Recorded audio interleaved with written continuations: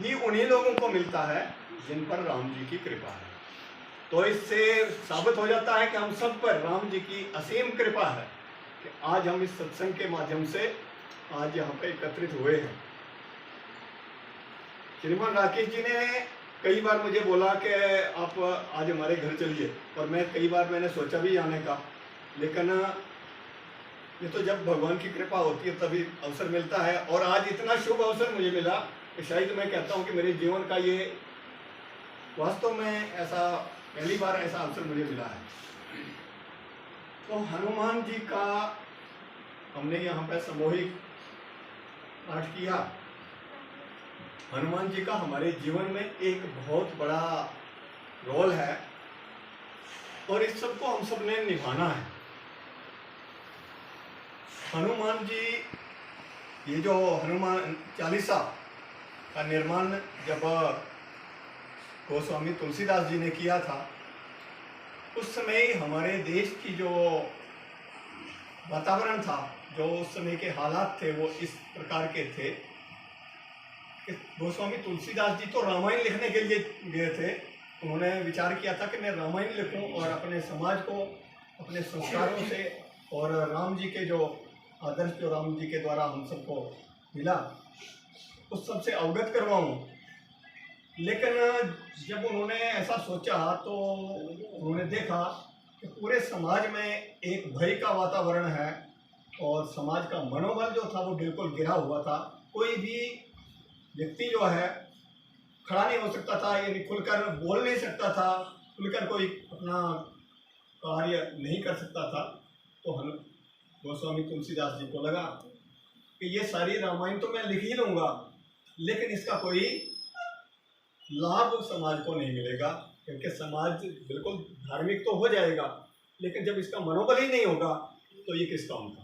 तो उन्होंने हनुमान चालीसा की रचना वहाँ से प्रारंभ की और कहते हैं कि ऐसा 40 दिन तक उन्होंने इस पर विचार किया और ऐसी 40 चौपाइयाँ उसमें से जो उन्होंने इसकी बनाई हनुमान चालीसा की, जिसके कारण इसको हनुमान चालीसा भी कहते हैं। तो इसके द्वारा समाज को जागरूक करने का प्रयास किया गया, क्योंकि हनुमान चालीसा की एक एक पंक्ति हमको अपने कर्तव्य, अपने अधिकार और हम किस प्रकार से अपने कार्य को अच्छी प्रकार से कर सकते हैं, ये सब हमको सिखाता है। शुरू में ही जैसे श्री गुरु चरण सरोज रज निज मन मुकर सुधारे, वर्णो रघुवर विमल जसु जोदाई फलचा। तो श्री गुरु चरण सरोज रज निज मन मुकर सुधारे, यानी गुरु चरणों की जो रजकण है उसको अपने माथे पर लगाकर इसका आह्वान किया गया। और इसमें के आगे चौपाइयाँ जो हैं, हर चौपाई में हमको अलग अलग तरह से मार्गदर्शन मिलता है। वर्तमान की परिस्थितियां हम देखें तो वर्तमान की परिस्थितियां भी लगभग वैसी ही है जैसी उस समय थी जब हनुमान चालीसा की रचना की गई। आज भी हमारे समाज में इस प्रकार की भावना है कि हमारा समाज जो है वो अपने कर्तव्य और अपने अधिकार का पूरी तरह से उपयोग नहीं कर पाता है और कहीं ना कहीं हमारा मनोबल जो है वो गिरा हुआ है। इसलिए आज हमारे सभी परिवारों को हनुमान परिवार बनने की आवश्यकता है।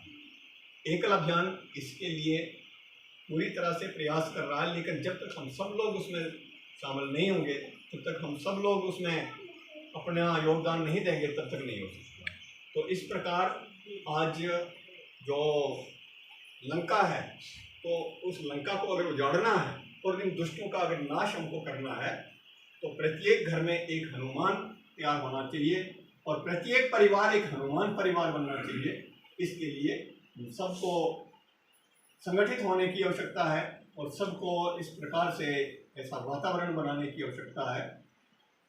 मुझे लगता है कि आज इतना जो हनुमान चालीसा का पाठ हुआ और उसके बाद बोलना एक छोटे मुंह और बड़ी बात है, तो फिर भी संगठन में ऐसा होता है कि आदेश का पालन करना पड़ता है। किशन जी ने मुझे आदेश किया, इसलिए मुझे कुछ न कुछ बोलना ही था। तो आप सभी को मैं पुनः इस हनुमान जन्म उत्सव की हार्दिक शुभकामनाएं देता हूं। आप सभी बहुत भाग्यशाली हैं कि आप सब के सहयोग से हम इस कार्यक्रम को संपन्न कर पाए, और विशेषकर मैं राकेश जी को हार्दिक बधाई देता हूं कि जिनके परिवार में इस प्रकार का कार्यक्रम संपन्न हुआ।